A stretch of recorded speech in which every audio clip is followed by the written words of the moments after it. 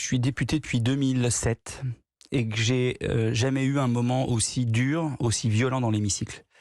Nous avons été tous choqués par ces propos ignobles. Vous n'avez jamais vu aussi Non, dur j'ai jamais ressenti une telle violence et un tel choc chez la totalité de nos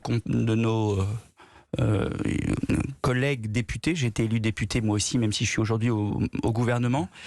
De tous les groupes, de tous les groupes. Je vous assure, quand vous entendez quelqu'un dans l'hémicycle dire à son collègue d'origine congolais « retourne » en Afrique. Ah, donc pour vous, il parlait du député, il parlait pas du bateau. C'est ce qu'on a tous entendu.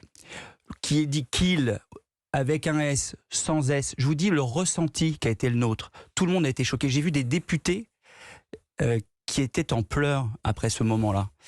Vous savez, quand vous avez le visage de la haine, le visage du racisme qui s'exprime dans l'Assemblée nationale, on ne peut être que choqué. Et ce visage-là, c'est le vrai visage du Front National. Enfin, les masques tombent. Et on voit ce que nous dénonçons depuis des années. C'est que le Front National qui essaye d'être plus respectable, qui met une cravate à l'Assemblée nationale, en fait, c'est le parti de la haine et du racisme. Voilà la réalité. Vous avez vu le député Grégoire de Fournas, lui, il se défend, il dit dans un premier temps, non, je parlais du bateau, j'ai pas à m'excuser. Finalement, il le fait, il adresse cette lettre pour tenter de lever le malentendu avec le député Bilongo.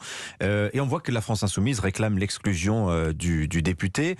Chose étonnante quand même, Elisabeth Borne, Première ministre, souhaite des sanctions exemplaires. Elle est quand même l'exécutif. Et même Emmanuel Macron, le président de la République, se dit heurté par des mots intolérables. C'est quand même très inhabituel que le président de la République s'implique dans ce qui se passe au Parlement. Une telle expression de racisme et de haine dans l'hémicycle, à l'Assemblée nationale, le cœur battant de notre démocratie. Mais s'il parlait du bateau, il n'y a pas de degré dans le racisme. Vous voyez bien ce que ça signifie de dire qu'il retourne avec un S, sans S, en Afrique, à un député d'origine congolais.